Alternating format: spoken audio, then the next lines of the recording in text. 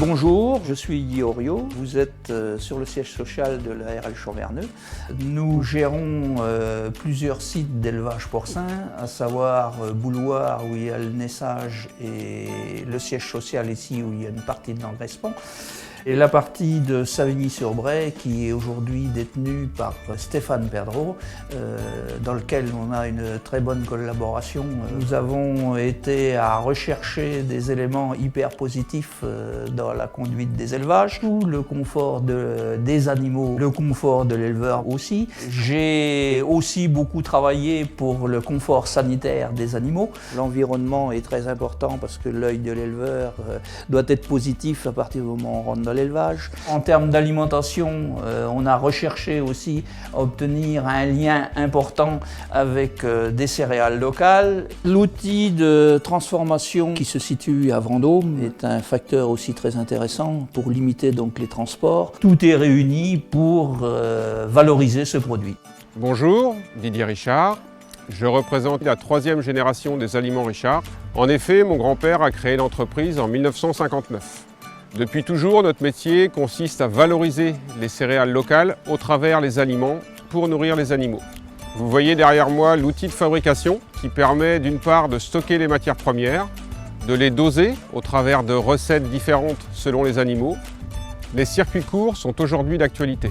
En ce qui nous concerne, nous sommes déjà dans cette démarche depuis plusieurs années avec Stéphane et Guy. Nous sommes fiers de notre façon de travailler et nous voulons le montrer au travers d'un cahier des charges validé par un organisme extérieur. En fait, ce cahier des charges s'intègre parfaitement dans le plan éco-antibio initié par le ministère de l'Agriculture. Il correspond aussi à une demande sociétale, demande tout à fait justifiée et légitime, quand on sait que si on nourrit bien les animaux, on soignera mieux les hommes. La médecine vétérinaire et la médecine humaine sont en fait indissociables. C'est un défi de santé publique. Denis Moulin, directeur du Perche Vendômois, structure à taille humaine puisque nous sommes une trentaine de collaborateurs.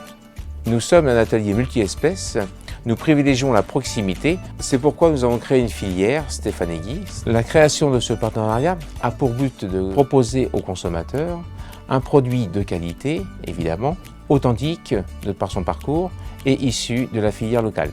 Stéphane Perdreau, éleveur à Fontaine-les-Coteaux dans le Loir-et-Cher, en partenariat avec Guy pour acheter les porcelets, porcs sans antibiotiques, de la naissance jusqu'à l'abattage, élevés en lumière naturelle, alimentation locale, sérieux, quoi de mieux. Franck Cerveau, boucher charcutier à Bouloire depuis 20 ans. Nous avons fait le choix du porc local Stéphane et Guy afin de permettre d'avoir plus de transparence et de favoriser le circuit court. Les porcs partent de la ferme de Stéphane et sont ensuite acheminés à l'abattoir de Vendôme où ils sont abattus. Ils reviennent ensuite à la boucherie où ils sont débités puis transformés. Notre objectif est de favoriser le circuit court et de garantir la qualité de nos produits à nos clients. Car être artisan boucher charcutier, c'est avant tout un savoir-faire en héritage.